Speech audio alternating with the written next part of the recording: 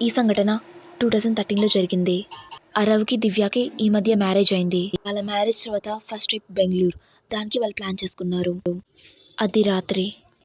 ఆ రోజు రాత్రి బెంగుళూరుకెళ్ళడానికి దివ్య బట్టలు సర్దుతుంది. కాసేపటి తర్వాత వాళ్ళ ప్రయాణం మొదలుపెట్టారు. అలా వాళ్ళు వెళ్తుండగా కాసేపు అవ్వగానే సడన్‌గా కార్ ఆగిపోయింది. అరవ్ కార్ బయటికి దిగి కార్‌కి ఏమైందో చెక్ చేయడం మొదలుపెట్టాడు.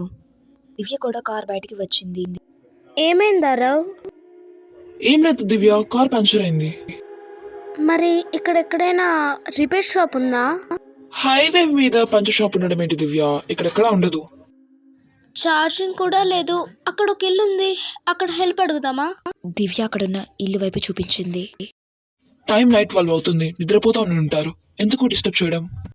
నిద్రపోతున్నట్టయితే ఆ ఇంట్లో లైట్స్ ఎందుకు వెలుగుతాయి? అది కూడా నిజమే. నేను ఇక్కడ ఉంటాను, నువ్వు వెళ్ళి హెల్ప్ అడుగు. దివ్య ఇంటి దగ్గరికి వెళ్ళి తలుపు కొట్టింది. ఆ ఇంటి లోపల నుంచి ఒక ముసలామ తలుపు తీసింది.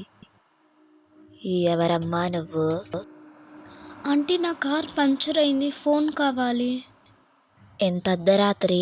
నువ్వు ఇక్కడేం చేస్తున్నావు? బెంగళూరుకి వెళ్తున్నాం, కాస్త ఫోన్ ఫాస్ట్గా ఇస్తారా? మా అబ్బాయిని ఎప్పుడో పంపించేశాను. అతను అక్కడ రిపేర్ చేస్తున్నాడు.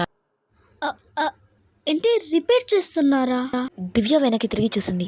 అక్కడ రిపేర్ చేసా కనపడ్డాడు కార్ దగ్గర. ఆంటీ, కానీ మీ అబ్బాయికి ఎప్పుడు చెప్పారు? అదంతా పక్కన పెట్టు. మంచినీళ్ళు తీసుకుంటావా? పర్వాలేదులే ఆంటీ, కార్లో ఒక బాటిల్ ఉంది. దారిలో నీళ్ళైపోతే ఏం చేస్తారమ్మా? షాప్స్ ఉంటాయి కదా ఆంటీ, ఏదైనా వాటర్ బాటిల్ కొనుక్కుంటా. పర్లేదులే అమ్మా, మొహమాటం పడకుండా వచ్చి మంచినీళ్ళు తీసుకో అని చెప్పి ఆ ముసలామ తనని ఇంటికి తీసుకెళ్లి కూర్చోబెట్టింది. మిమ్మల్ని ఇక్కడికి నా వైఫ్ దివ్య పంపించిందా?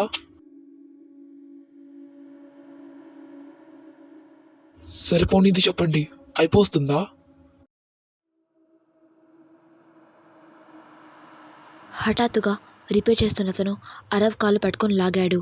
చూస్తుండగానే అతను ఒక పెద్ద డెవిల్లాగా మారి అరవ్ని అక్కడికక్కడే చంపేశాడు. ఇటుపక్క దివ్య ఇల్లు చూస్తూ ఉండగా తనకి ఒక మూల 2 డెడ్ బాడీస్ కనపడ్డాయి. అలాగే తను చూస్తుండగా అదే మూల ఆ రిపేర్ చేయడానికి వెళ్ళిన అబ్బాయికి మరియు ఆ బామ్మకి ఫోటోకి మాల కనపడింది. ఇంకా దివ్యకి మ్యాటర్ అర్థమైంది. అందుకే తను బయటికి వెళ్దామని పరిగెత్తడం మొదలుపెట్టింది. అప్పటికే డోర్స్ తనకంతటికవే క్లోజ్ అయిపోయాయి. ఇంకా చూస్తుండగానే ఆ ప్లేస్లో ఇల్లు మాయమైపోయింది. నెక్స్ట్ డే మార్నింగ్ దివ్య ఇంకా అరవ్ శవాలు రోడ్డు మీద దొరికాయి. అప్పటి నుంచి government don't enter this highway అని ఒక బోర్డు పెట్టింది.